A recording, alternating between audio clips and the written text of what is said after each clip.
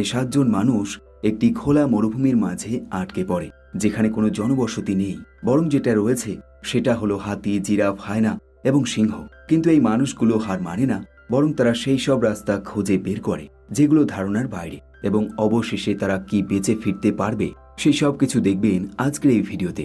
High, this is নবীন and you are watching best of Hollywood. আর আজকের movie pray. মুভির গল্পটা শুরু হয় আফ্রিকার কালাহারি মরুভূমি দেখিয়ে। মরুভূমিটা খুবই রুক্ষ এবং নির্জন, কিন্তু তবুও এখানে কিছু মানুষ আছে যারা বসবাস করে এবং তাদের বাড়ির মধ্যেকার দূরত্ব অনেকটাই বেশি, অর্থাৎ একজনের বাড়ি থেকে অন্যজনের বাড়ির দূরত্ব অনেকটাই বেশি। আর এমনই কিছু আদিবাসীদের গ্রাম দেখানো হয় যারা কিনা এই মরুভূমিতে বসবাস করে।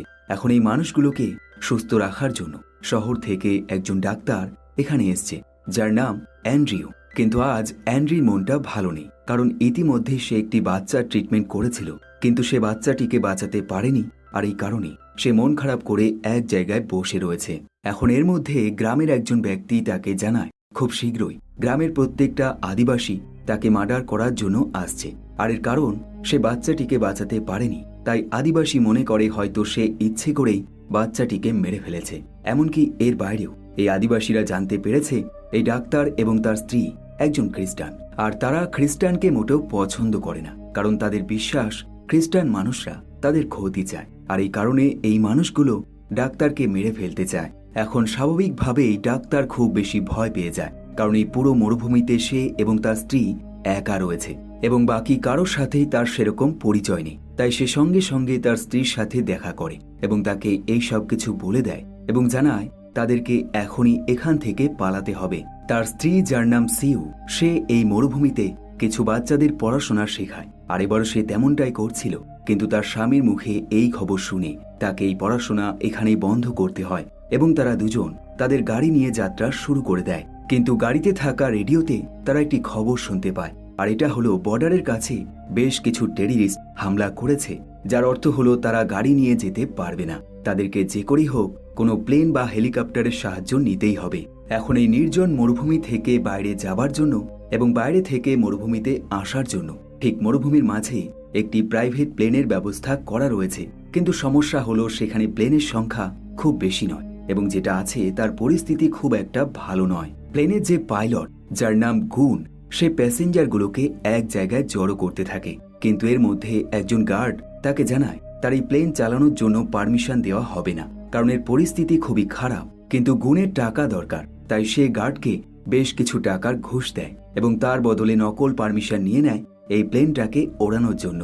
এখন কিছুক্ষণের মধ্যেই সেই ডাক্তার এবং তার স্ত্রী এই প্লেনের কাছে চলে আসে, কারণ এটাই একমাত্র রাস্তা তাদেরকে এখান থেকে বেরোনো।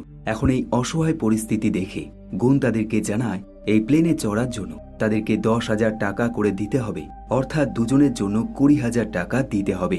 ডাক্তার ভালোভাবে জানে সাধারণ সময় এই টাকা 3,000 করে থাকে, কিন্তু সেখানে 10,000, যেটা কিনা অনেক বেশি। কিন্তু এখন এমন একটা পরিস্থিতি চলে এসছে যার ফলে ডাক্তারের কাছে আর কোনো বিকল্প রাস্তাও থাকে না, তাই সে এই 10,000 টাকা করে রাজি হয়ে যায়। একইভাবে গুন তাদেরকে জানায় এই প্লেনে সে কোনো রকম ব্যাগপত্র ওঠাতে পারবে না, কারণ যে কটা সিট রয়েছে শুধুমাত্র প্যাসেঞ্জার যাবে, আর এই কারণে প্রত্যেককে মরুভূমির মধ্যেই ব্যাগপত্র রেখে দিয়ে প্লেনে উঠতে হয়। এখন এই ছোট্ট প্লেনে মোট 7 জন মানুষ থাকে, যেটা কিনা অনেক বেশি, কারণ এই প্লেনের পরিস্থিতি মোটেও ভালো নয়। কিন্তু গুন তাদেরকে প্রতিবারই একটাই কথা বলে তাদের কিছু হবে না, সে সব কিছু হ্যান্ডেল করে নেবে। এখন এই 7 জনের মধ্যে একটি ছেলে থাকে যার নাম টনি, আর তার এই জিনিসটা মোটেও ভালো লাগে না। সে লক্ষ্য করে প্লেনটা আকাশের মধ্যে দিয়ে উড়ছে ঠিকই, কিন্তু বারবার সেটা ওঠানামা করছে, আর এটা দেখে তার মোটেও শান্তি লাগে না। তাই সে গুনকে জানায় তার এই প্লেনে ওভারলোড হয়ে গেছে, কিন্তু গুন তাকে চুপ করিয়ে দেয়, যার ফলস্বরূপ প্লেনটা একটা সময় কন্ট্রোল হারিয়ে ফেলে এবং সোজা মাটিতে আছড়ে পড়ে। ডাক্তারের যখন জ্ঞান ফেরে সে দেখে প্লেনে থাকা প্রত্যেকটা মানুষ চারিদিকে ছড়িয়ে ছিটিয়ে রয়েছে এবং এর মধ্যে একটি মেয়ে যার নাম কেসি, যে কিনা তার বয়ফ্রেন্ডের সাথে এসেছিল, সে এই প্লেন দুর্ঘটনায় মরে গেছে। আর এর বাইরে বাকিরা খুব বেশি আহত হয়ে গেছে। যেমন ডাক্তারের স্ত্রী সিউ, তার পায়ে এত বড়সড় আঘাত লেগেছে যার ফলে সে আর সেই ভাঙা প্লেন থেকে বের হতে পারে না। ডাক্তার এবং আরেকটি ছেলে সিউকে টেনে সেখান থেকে বের করার চেষ্টা করে, কিন্তু তার পা সেখানে থাকা একটি রডের মধ্যে আটকে গেছে, যার ফলে তাকে টানলে তার পা কেটে যাবে। এখন পাইলট সিউকে কিছু ড্রিঙ্ক করানোর চেষ্টা করে, কারণ তার মতে এমনটা করলে তার ব্যথা কিছুটা কম লাগবে। কিন্তু ডাক্তার জানায় তার স্ত্রী ড্রিঙ্ক করে না, এবং তাছাড়াও সে একজন ডাক্তার, তাই সে ভালোভাবে জানে তাকে এখন কি করতে হবে। কিন্তু সমস্যা হলো সেই সব ট্রিটমেন্ট করার জন্য জিনিসগুলো নেই। কিন্তু তবুও ডাক্তার কোনো রকমে তার স্ত্রীর পায়ে ব্যান্ডেজ করে দেয়। এদিকে টনি নামের সেই ছেলেটি পাইলটকে জিজ্ঞাসা করে সে কেন এমনটা করলো। তার প্লেনটা খারাপ ছিল, কিন্তু তবুও সে কেন তাদেরকে প্লেনে ওঠালো। কিন্তু পাইলট তার এই প্রশ্নের উত্তর দেয় না, বরং উল্টো সে টনিকে গরম দেখায় এবং জানায় সে যদি এরকম প্রশ্ন করে তবে সে তাকে মেরে ফেলবে। এখন এরা লক্ষ্য করে পাইলটের কাছে একটি চাকু রয়েছে, তাই তারা আর কোনো রকম প্রশ্ন করে না এবং চুপ হয়ে যায়। এখন এই মানুষগুলো লক্ষ্য করে তাদের চারপাশে হাতি, জিরাফ, জেব্রা এবং গরু ছাগল ঘুরে বেড়াচ্ছে, কিন্তু কোনো মানুষজন নেই। আসলে এরা প্লেনে করে মরুভূমির এমন একটা জায়গায় চলে এসছে যেখানে একটা মানুষও বসবাস করে না, বরং এখানে শুধুমাত্র জীবজন্তুরাই ঘুরে বেড়ায়। কিন্তু তাদের সমস্যা এইটুকু নয়, বরং এর চাইতে অনেক বড়। কারণ এই জীবগুলো হয়তো ক্ষতি না করলে তারা অ্যাটাক করবে না, কিন্তু একটা জীব এমন রয়েছে যারা ক্ষতি না করলেও অ্যাটাক করবে, আর সেটা হলো সিংহ। বিশেষ করে এই জায়গাটা যেখানে সিংহ এবং নেকড়ে বাঘের পরিমাণ অনেক বেশি। এখন গুণ প্ল্যান করে কিছু দূর গেলেই তারা একটি গ্রাম খুঁজে পাবে, তাই তাদের উচিত এখনই এখান থেকে যাত্রা শুরু করা, এবং এই যাত্রা এখনই তাদেরকে করতে হবে। কারণ এই শিকারী জীবজন্তু রাতের দিকে বেশি শিকার করে, তাই রাত হবার আগেই তাদেরকে এটা করতে হবে।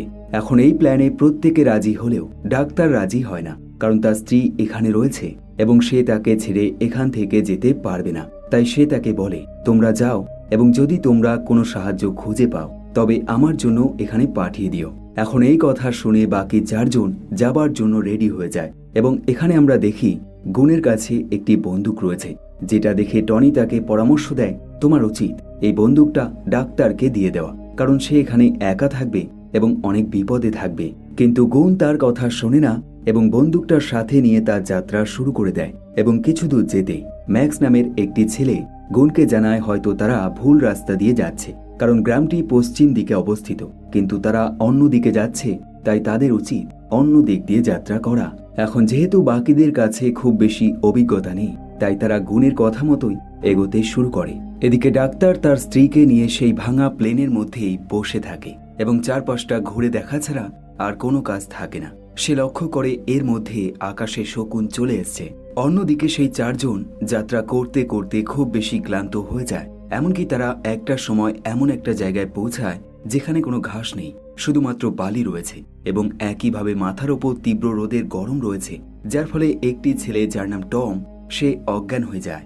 এখন এই দৃশ্য দেখে গুণ তার কাছে থাকা জলের বোতল থেকে কিছুটা জল তাকে খেতে দেয় এবং তাকে পুনরায় সুস্থ করে তোলে, এবং এই চারজন আবারও তাদের যাত্রা শুরু করে দেয়। এবং একটা সময় তারা একটি উঁচু জায়গায় পৌঁছে যায় যেখান থেকে তারা অনেক দূর অব্দি দেখতে পারবে।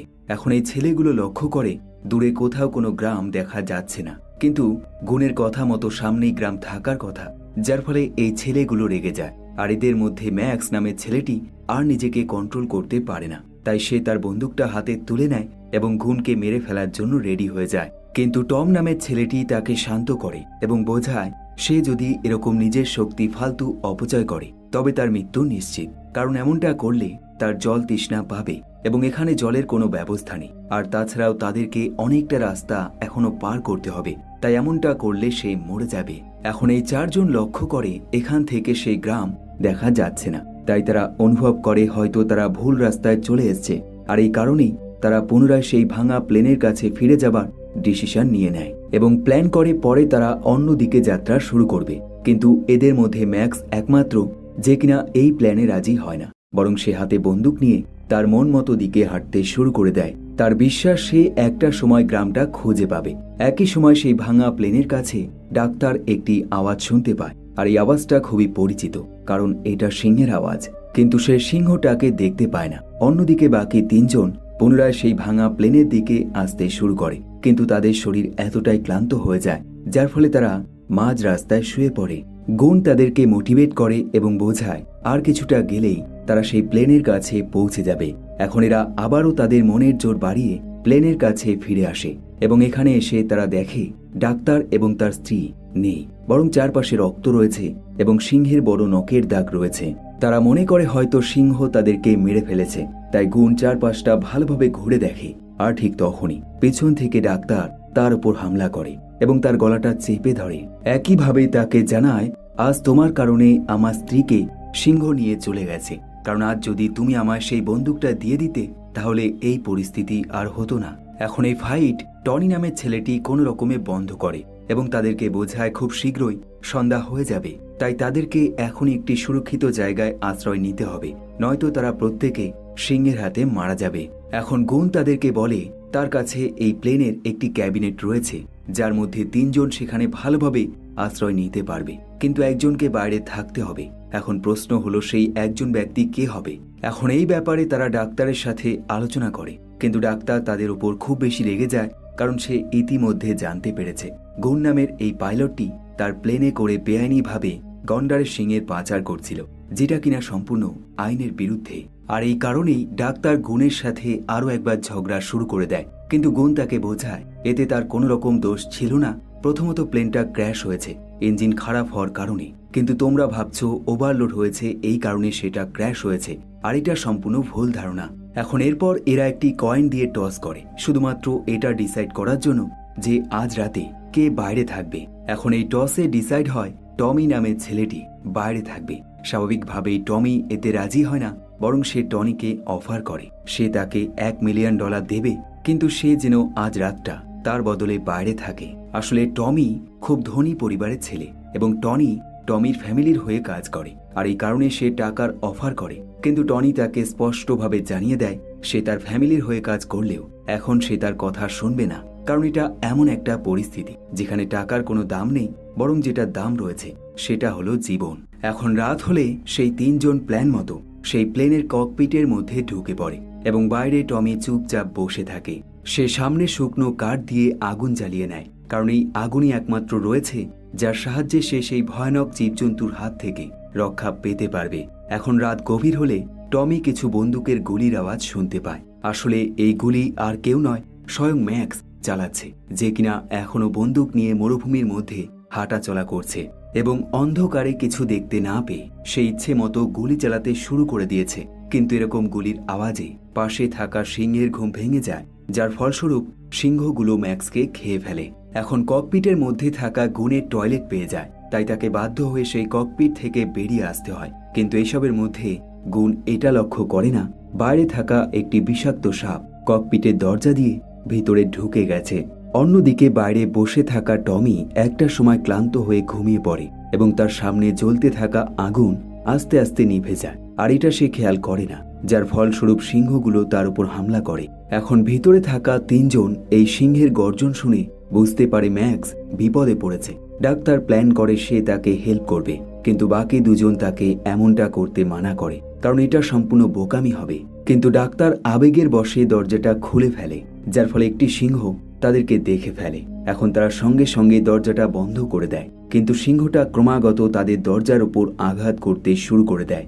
এমনকি সমস্যা এই অবধি নয়, বরং তারা প্রথমবার লক্ষ্য করে তাদের ককপিটের ভিতরে একটি সাপ রয়েছে এবং সেই সাপটা টনিকে কামড়ে দেয়। ডাক্তার সঙ্গে সঙ্গে সাপটাকে মেরে ফেলে এবং টনির চিকিৎসা শুরু করে দেয়। এখন যেহেতু এদের কাছে কোনো রকম ওষুধ নেই, তাই ডাক্তার টনির পায়ের সেই অংশটা কেটে ফেলে দেয় যেখানে সাপটা কামড়েছে এবং অবশেষে এই 3 জনের জীবন বেঁচে যায়। পরের দিন সকাল হলে এই 3 জন ভয়ে ভয়ে সেই ককপিট থেকে বের হয় এবং লক্ষ্য করে চারপাশে রক্ত পড়ে রয়েছে, এর বাইরে তারা আর কিছুই দেখতে পায় না। এখন এর মধ্যে পাইলট গুণ ডাক্তারকে সাহায্য করতে বলে, কারণ টনির শরীর খুব খারাপ হয়ে গেছে, কিন্তু ডাক্তার তার কোনো রকম কথা শোনে না। আসলে সে পুরো হতাশ হয়ে গেছে, কারণ প্রথমত তার স্ত্রী যাকে নিয়ে সে স্বপ্ন দেখেছিল যে কিভাবে তারা একটি সুন্দর ফ্যামিলি তৈরি করবে, কিন্তু সেই স্বপ্ন পূরণ হওয়ার আগেই তার স্ত্রী তাকে ছেড়ে চলে গেছে। তাই তার কাছে মরে যাওয়ার চাইতে বেঁচে থাকাটা বেশি কষ্টকর হয়ে গেছে। সে সম্পূর্ণ হাল ছেড়ে দেয় এবং একটি গাছের তলায় গিয়ে চুপচাপ বসে থাকে। এখন এই সব দেখে গুণ, যার মনে সবসময় রাগ থাকতো, সেও নরম হয়ে যায় এবং তার মনে মায়া তৈরি হয়ে যায়। তাই সে প্রথমবার ডাক্তারকে মোটিভেট করার চেষ্টা করে, কিন্তু ডাক্তার তাকে জানায় সে এখান থেকে যাবে না, বরং একটি গাছের তলায় চুপচাপ বসে থাকবে। এখন এই কথা শুনে গুণ বাধ্য হয়ে টনিকে একা একাই সেই ককপিট থেকে বের করে। এখন যেহেতু টনির এক পায়ে সাপে কামড়ে দিয়েছে, তাই তার সেই পাটা সম্পূর্ণ অবশ হয়ে যায়। তাই গুণ তাকে একটি লাঠি দিয়ে দেয় এবং সেই লাঠির সাহায্য নিয়ে এরা দুজন আবারও আস্তে আস্তে যাত্রা শুরু করে দেয় এবং কিছু দূর যেতেই তাদের সাথে একটি মিরাক্কেল ঘটে যায়। তারা লক্ষ্য করে তাদের সামনে থেকে একটি গাড়ি এগিয়ে আসছে। গুণ এবং টনি চিৎকার করে ওঠে, কারণ তাদের বিশ্বাস এই গাড়িটায় যেই মানুষগুলো রয়েছে তাদের সাহায্য নিয়ে তারা পুনরায় শহরে ফিরতে পারবে। তাই তারা আনন্দে ডাক্তারকেও এই খবরটা চিৎকার করে জানিয়ে দেয়। কিন্তু গাড়িটা কাছে আসতেই তাদের সব আনন্দ এক নিমেষে ভ্যানিশ হয়ে যায়, কারণ এই গাড়িতে যেই মানুষগুলো থাকে তারা আর কেউ নয়, স্বয়ং সেই গ্রামের আদিবাসীরা, যারা কিনা ডাক্তারকে মারতে চায়। এখন এরা সঙ্গে সঙ্গে ডাক্তারকে বন্দুক দিয়ে আঘাত করে। এখন এই দৃশ্য দেখে টনি ছুটে আসে। আসলে টনি একমাত্র যে কিনা এই আদিবাসীদের সাথে কথা বলতে পারে, তাই সে তাদেরকে বোঝায় তারা বর্তমানে বিপদে রয়েছে, তাই তারা যেন এমনটা না করে। কিন্তু এই আদিবাসী মানুষগুলো তার কথা শোনে না, বরং এবার পাইলট গুণের দিকে তারা বন্দুক ধরে। একইভাবে তাদের রাগ আরো বেড়ে যায় যখন তারা লক্ষ্য করে এই পাইলট গন্ডারের শিং বেআইনিভাবে চুরি করে বিক্রি করার জন্য নিয়ে যাচ্ছে। তাই তারা মার্ডার করার জন্য ডাক্তারের দিকে বন্দুক ধরে। কিন্তু টনি চিৎকার করে জানায় এটা সত্যি যে পাইলট এই শিংগুলো চুরি করেছে, কিন্তু তোমরাও এখানে এই শিংগুলোর অপব্যবহার করছো। আসলে আদিবাসী মানুষগুলো পাইলট গুণের মতোই এই গন্ডারের শিংগুলো বেআইনিভাবে ব্যবসা করে। এখন এরকম সত্যি কথা শুনে এই আদিবাসী লিডার সহ্য করতে পারে না, তাই সে বন্দুক দিয়ে টনিকে সঙ্গে সঙ্গে মার্ডার করে ফেলে। এখন এই আদিবাসীরা এই দুজনকে বন্দি করে ফেলে এবং একই সাথে একজন আদিবাসী গাড়িটা নিয়ে চলে যায়, কারণ সে একটি বড় ট্রাক নিয়ে আসবে যার মধ্যে করে এই শিংগুলো পুনরায় নিয়ে যাবে। এখন একজন আদিবাসী ডাক্তার এবং গুণকে অফার করে তারা চাইলে পালাতে পারে, কিন্তু সে 10 গুনতেই তার মধ্যেই তাকে পালাতে হবে এবং তারপর সে গুলি করতে শুরু করে দেবে। স্বাভাবিকভাবেই এই ফাঁকা জায়গায় সে যত দূরই পালিয়ে যাক 10 গোনার মধ্যে খুব সহজেই সে মরে যাবে। আর তাছাড়াও এদের পায়ে অতটাও শক্তি নেই, তাই তারা চুপচাপ বসে থাকে। এখন এই আদিবাসীগুলো এখানেই চুপ থাকে না, তারা এই দুজনকে বিভিন্ন রকম ভাবে বিরক্ত করতে শুরু করে দেয়। কখনো জল খাবার নাম করে জল নিচে ফেলে দেয় এবং এর বাইরেও তারা নানান রকম টর্চার করতে শুরু করে দেয়। আর এভাবে বেশ কিছু সময় কেটে যায় এবং একটা সময় এই আদিবাসীরা এখানে ঘুমিয়ে পড়ে। আর এই জিনিসটা পাইলট গুণ ভালোভাবে লক্ষ্য করে। সে এই সুযোগে আস্তে আস্তে সেই আদিবাসীর দিকে এগিয়ে যায়, কারণ সে তার বন্দুকটা নিতে চায়। কিন্তু তার ভাগ্য এতটাই খারাপ থাকে যার ফলে সে যখন বন্দুকের কাছে পৌঁছায় আদিবাসীটির ঘুম ভেঙে যায় এবং সঙ্গে সঙ্গে গুণের দিকে বন্দুক ধরে এবং একই সাথে ফায়ার করে দেয়। কিন্তু কোনো কারণে বন্দুক দিয়ে গুলি বের হয় না। আর এই সুযোগে গুণ সঙ্গে সঙ্গে বন্দুকটা নিয়ে নেয়। এখন এই হইচই দেখে পাশে থাকা অন্য আদিবাসী তার বন্দুক নিয়ে এগিয়ে আসে এবং একইভাবে ডাক্তারও তার দুর্বল শরীর নিয়ে ছুটে আসে এবং দ্বিতীয় আদিবাসীর কাছ থেকে বন্দুক কেড়ে নেবার চেষ্টা করে। কিন্তু এমনটা করতে গিয়ে বন্দুক দিয়ে গুলি ফায়ার হয়ে যায় আর এই গুলি সেই প্রথম আদিবাসীর মাথায় লাগে এবং সে মরে যায়। অর্থাৎ বেঁচে থাকে একজন আদিবাসী। কিন্তু ডাক্তার এখানে প্রত্যেককে চমকে দেয়। সে তার 100% শক্তি ব্যবহার করে সেই বন্দুকটা উল্টো দিকে ঘুরিয়ে ফেলে এবং সেই দ্বিতীয় আদিবাসীটিও মরে যায়। এখন এই দৃশ্য দেখে ডাক্তার মোটেও খুশি হয় না, বরং সে কাঁদতে শুরু করে দেয়, কারণ সে তার জীবনে শুধুমাত্র মানুষকে রক্ষা করে এসছে এবং বাঁচিয়ে এসছে, কিন্তু আজ প্রথমবার সে কোনো মানুষকে মার্ডার করলো আর এটা তার কাজের মধ্যে পড়ে না। তাই সে বুঝতে পারে সে অনেক বড় পাপ কাজ করে ফেলেছে আর এইসব ভেবেই সে কাঁদতে শুরু করে দেয়। কিন্তু পাইলট গুণ ভালোভাবে জানে তাকে এখন কি করতে হবে, তাই সে কোনো রকম ইমোশন দেখায় না, বরং ডাক্তারকে বোঝায় তাদেরকে এখনই যাত্রা শুরু করতে হবে, নয়তো সেই আদিবাসীরা আবারও বড় ট্রাক নিয়ে এখানে চলে আসবে এবং তারা আরো বড় সমস্যায় পড়ে যাবে। কিন্তু ডাক্তারের কাছে কোনো রকম শক্তি থাকে না এগিয়ে যাবার মতো, যার ফলে পাইলট গুণ তাকে কাঁধে নিয়ে আস্তে আস্তে এগোতে শুরু করে। গুণ এই যাত্রা করার সময় ছোট ছোট টার্গেট সেট করে এবং ডাক্তারকে মোটিভেট করে তারা কিছুটা গিয়েই আবারও বিশ্রাম করবে। আর এভাবেই তারা আস্তে আস্তে এগিয়ে যায়। কিন্তু একটা সময় ডাক্তার মাটিতে পড়ে যায়, কিন্তু গুণ আবারও তাকে টেনে ওপরে তোলে এবং জোর করে সামনে এগিয়ে নিয়ে যায়। আর এভাবেই একটা সময় তাদের সামনে উঁচু পাহাড়ের মতো একটি অংশ চলে আসে, যেখান থেকে তাদেরকে ওপরে উঠতে হবে। গুণ সবার প্রথমে ডাক্তারকে ঠেলে ওপরে তোলার চেষ্টা করে, কিন্তু প্রথম ধাপ ওপরে উঠতে পারলেও দ্বিতীয় ধাপ সে ডাক্তারকে আর ওঠাতে পারে না, বরং পুনরায় সে নিচে পড়ে যায়। এখন এর মধ্যে পাইলট গুণ লক্ষ্য করে দূরে বেশ কয়েকটা সিংহ তাদের দিকে এগিয়ে আসছে। আর এই দৃশ্য দেখে সে সঙ্গে সঙ্গে ডাক্তারকে ওপরে তোলার চেষ্টা করে এবং এই চেষ্টায় সে সফল হয়ে যায়। সে ডাক্তারকে নিয়ে পাহাড়ের একদম ওপরে লুকিয়ে পড়ে। এখন সিংহগুলো তাদেরকে দেখতে পায় না, কিন্তু সমস্যা হলো সিংহগুলো দেখতে না পেলেও তারা রক্তের গন্ধ খুব ভালোভাবেই পেয়ে যায় যার ফলে তারা আস্তে আস্তে এগিয়ে আসতে শুরু করে। পাইলট গুন ভালোভাবে বুঝতে পারে এবার তারা আর বাঁচতে পারবে না। আর এখানে পাইলট গুন সবচেয়ে বড় ডিসিশনটা নিয়ে নেয়। সে প্রথমবার ডাক্তারকে জানায়, তোমার স্ত্রীর মৃত্যুর পিছনে এবং সেই বাচ্চাটির মৃত্যুর পিছনে আমি দায়ী। আসলে সেদিন পাইলট গুন সঠিক টাইমে মেডিসিন সাপ্লাই দেয়নি, যার কারণে সেই বাচ্চাটির মৃত্যু হয়েছে। এবং একইভাবে তার প্লেনে সমস্যা থাকা সত্ত্বেও সে এই যাত্রা শুরু করেছিল। অর্থাৎ এই দুটো ঘটনার পিছনেই সে নিজে দায়ী। এখন এই সব কিছু জানিয়ে সে ডাক্তারের কাছে ক্ষমা চায় এবং জানায় সে এই ভুলের সংশোধন করার জন্য সে নিজে সেই সিংহের দিকে এগিয়ে যাবে এবং সিংহগুলোকে অন্যদিকে নিয়ে যাওয়ার চেষ্টা করবে। এবং এই সুযোগে তোমাকে সেই গ্রামের দিকে ছুটে পালিয়ে যেতে হবে, যেটা কিনা এখান থেকে খুব বেশি দূরে নয়। আর এই বলে সে তার কথা মতো সেই সিংহগুলোর দিকে দৌড়ে এগিয়ে যায় এবং চিৎকার করে সিংহগুলোকে অন্যদিকে নিয়ে যাবার চেষ্টা করে। স্বাভাবিকভাবে সিংহগুলো তাকে খুব সহজেই আবদ্ধ করে ফেলে এবং তাকে খেতে শুরু করে দেয়। একইভাবে পাইলট গুন চিৎকার করে এবং ডাক্তার এটা শুনতে পায়, কিন্তু সে তার দিকে তাকায় না। আর এই দৃশ্য খুবই মর্মান্তিক হয়। বরং সে পাইলটের কথা মতো সেই গ্রামের দিকে এগোতে শুরু করে। যদিও তার পায়ে প্রচুর ক্ষত রয়েছে এবং তার শরীরে কোনো রকম শক্তি নেই, কিন্তু তবুও তার চেষ্টা সে চালিয়ে যায়, কারণ সে জানে তাকে বাঁচানোর জন্য একজন মানুষ অর্থাৎ পাইলট তার জীবন দিয়ে দিয়েছে, তাই তাকে এটা করতেই হবে। কিন্তু এমনভাবে কিছুটা যাবার পর সে লক্ষ্য করে তার সামনে নতুন বিপদ চলে এসছে। আর এবারে বিপদ হলো হায়না। কিন্তু ডাক্তার হার মানে না, বরং তার মনে পড়ে যায় পাইলট গুন কিভাবে শুধুমাত্র লড়াই করার জন্য তার জীবন পর্যন্ত দিয়ে দিয়েছে।